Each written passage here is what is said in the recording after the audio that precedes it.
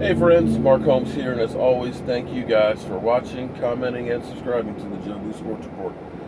Without you guys, this literally doesn't work, man. You know, I'm always dealing with some BS, man. God, I'm always dealing with some BS. And I get tired of dealing with BS. And I'm not talking about the stinking New York Giants fans or those damn Eagle trolls or just some of those SOBs. I'm used to dealing with that kind of BS. You guys know I'm trying to get to Oxnard on Thursday. So I've got a lot of work to do between now and then. I'm in the middle of taking care of this bathroom that we're remodeling, and I need to be done by Tuesday night so that way I can go away on Wednesday. And so this morning early, got up, went down, put some of the tile in, didn't get it all that I need to get done today on there, but had to come back home so we could go celebrate a friend of ours' birthday at this restaurant at 1 o'clock. Well, unfortunately, got showered, changed, cleaned up, picked up by our friends going over there, and Michael calls me and tells me that, hey Dad, the bathtub downstairs is not draining and it's coming up around the base of the toilet as well as in the utility room on the floor. And it's like, oh no, because that's the last drains that go out the house.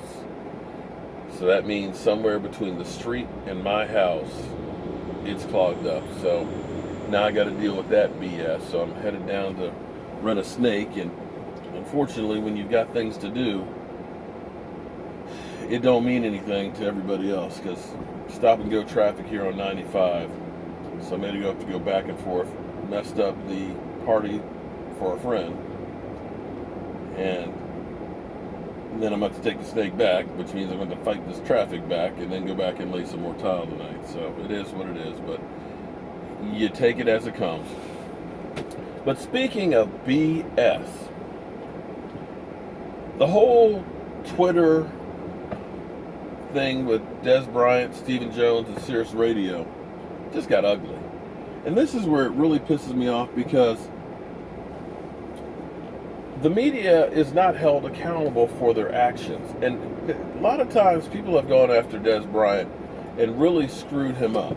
You know, the way Sirius took parts of that, took out the Jason Witten part of it and put it out there was what set off Dez Bryant. They should be forced to make amends or at least issue an apology or something about it. But here's where it's funny. If you've ever seen the movie Die Hard, the original Die Hard, the best Die Hard, you know there was that dumbass reporter that everybody hated. You know, he went to John McClane's house and forced the babysitter to let him interview the kids. You know, which case put her life in risk. Basically, she just about killed, of course, John McClane. Ended up saving him. But at the end of the movie, that reporter comes up and is like, oh, you've been rescued and everything else. And that's when she turns around and go, BAM! Bitch slaps his ass. Knocked him out. That's what Dez Bryant just did to Skip Bayless.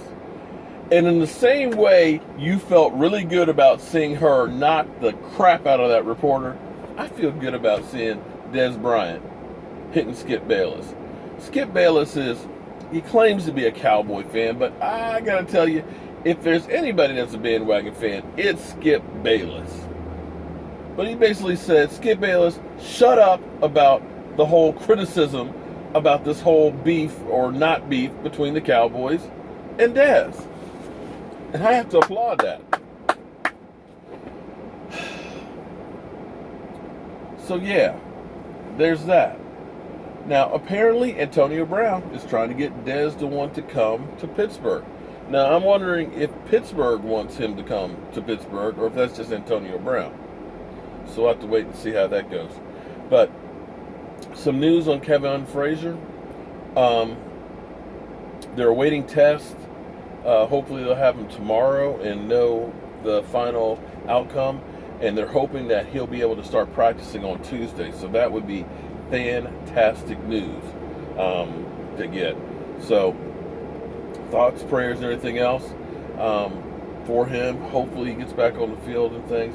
And again, that kind of shows you how thin we really are when it comes to safety. We'll see if the Cowboys address it or not. Some people now have been talking about if the talk of Earl Thomas is affecting Xavier Woods and things like that. If anything, Xavier Woods is that much more determined to make a name for himself, whether or not the Cowboys bring anybody else in. And that may be one of the things that is also keeping the Cowboys from offering too much, is their faith in Xavier Woods. If they believe that Kevon and he weren't good enough, if they felt like they were in dire straits, they would offer more for Earl Thomas. So the fact that they're not says a lot for the guys that they have and the faith that they have in them. So we'll see how that goes. We'll see how day number 2 with pads goes on. And hopefully this won't be bad dealing with this BS today, because I'm really not in the mood for some shit. I'm really just not in the mood for shit. So as always, friends, thank you all for being part of the Joe Boo Sports Report, because it's nothing without you guys.